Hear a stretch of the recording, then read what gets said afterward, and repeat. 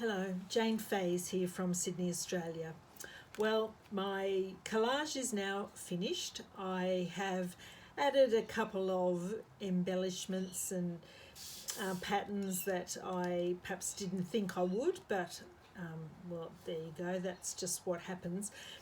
So I just thought I'd give you a recap in this video as to my process. So if you've looked, this is actually now video number 4 in what is just 4 short videos. The first video was the process of pulling this image transfer from a magazine onto tissue paper, and I've been through that process several times in other videos, so please take a look there.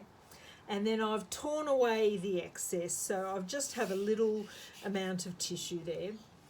And then for this video and for this collage, I decided to build up a collage of vintage papers under the image and really not layering too much over the image. And so as you can see, I've collected a vintage postcard. I've got a page from the Bible there. I've stamped some stamping and pattern onto some vintage papers and coffee stained papers to keep them in the colour palette of the sort of the muted vintage papers. And I've got a music page here, another book there. I've got some rust dyed paper there and some handmade paper there. So once I put my collage together and I was happy with the layout, I took a photo. That's very important. And before I unassembled it, I actually put 5mm out from the edge of my papers. I actually drew some registration marks so that I knew where to add back in the pages. I had my photo to use as a guide, but I didn't want to extend too low or high or out to the sides. So it was important for me to have all the pieces in the correct place. Using my photo as a guide and these registration points, I was able to glue everything into place. Once I had glued it into place, it's important then to press your paper. Now this isn't quite as pressed as it will be, but I just wanted to complete the video. And once you've got that layer all glued down, then it's time to adhere this image transfer. And that's done with matte medium. And generally you position it into place and you lift up half and you brush on your matte medium and lay it down with your brush. And I have showed that in other videos. The reason I didn't do that is that it's very hard for me to lean in and get it precisely positioned with the camera here.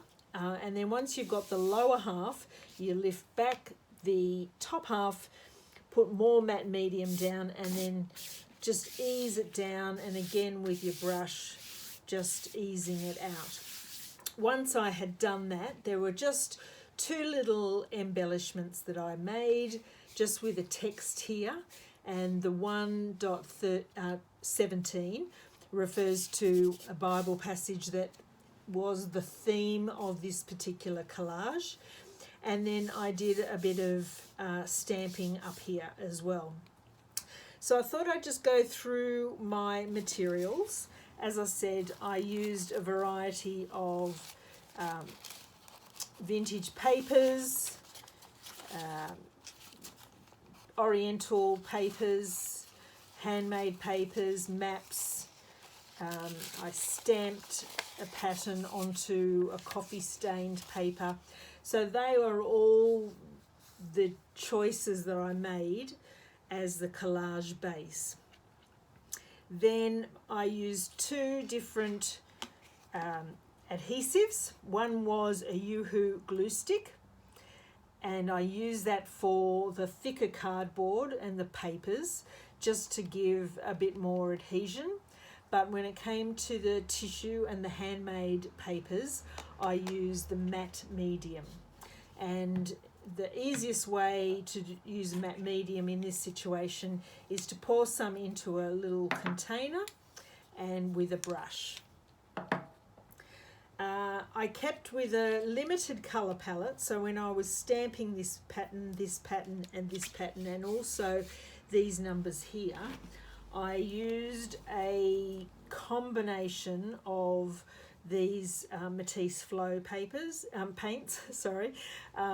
the Deep Rose Madder, Burnt Umber and Midnight Blue. So I'm wanting a dirty sort of reddy colour. The blue just neutralises it slightly and makes it more muddy. I don't go in for bright colours at all. I've got quite a few different texture plates and patterns, which is what I used for this. I've got a similar one for this one. That one was used for that one. I'm sorry, I don't even have a brand for you on those. And then this was just instead of pouncing the paint through, I actually pounced the stencil like that and then used the stencil as a stamp. So it is actually stamping the pattern of the stencil, not the negative spaces.